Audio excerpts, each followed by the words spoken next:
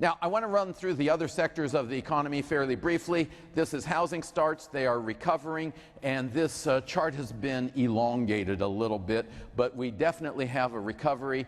We were up, this chart begins at 1.5 million. We hit a peak in 2005 of about 2 million housing starts. It came down, it's coming up. And if you want to understand what's going on in housing, it helps to understand the economic theory.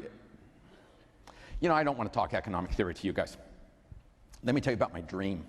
I had this dream a while back. I dreamt I was sailing my boat, which is sort of a common dream. I was sailing my boat, and through a navigational error, I ended up on this remote South Pacific island. So visualize white sandy beaches and palm trees swaying in the breeze. There are portions of this dream I cannot share with you this afternoon.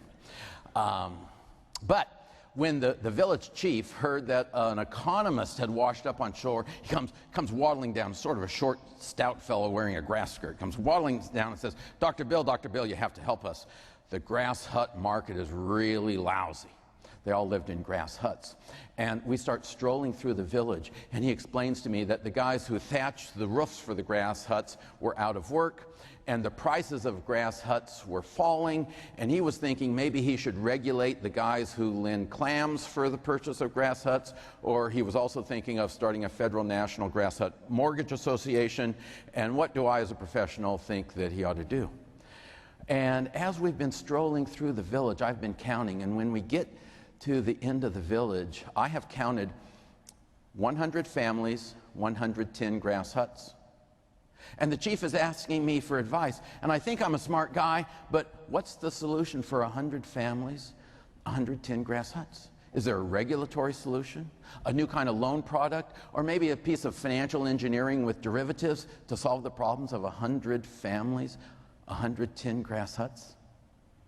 Chief, do you guys here on this island know how to use fire? Okay, that's the end of the dream. Let's get back to reality.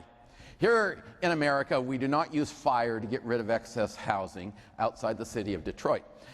We had, there's somebody here from Detroit, I apologize.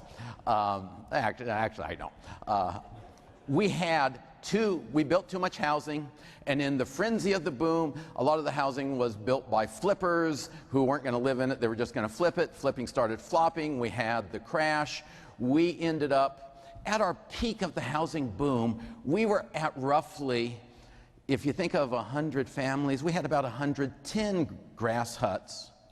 Normal is having 1 or 2 vacant grass huts so that people can move from one place to the other. And in the United States of America, counting single-family homes and apartments, we were at about 110 grass huts. We're now at about 103 to 104 grass huts. And we need about 102 to house people, plus have a little bit of vacancy so people move around. We have almost cleared out the overhang. Not quite, but almost. And as we approach having cleared out the overhang, prices moved up, particularly last spring when people said, better buy now before it's too late. We are going to see further improvement. Now, you've got some numbers here. Housing starts from 1.5 million.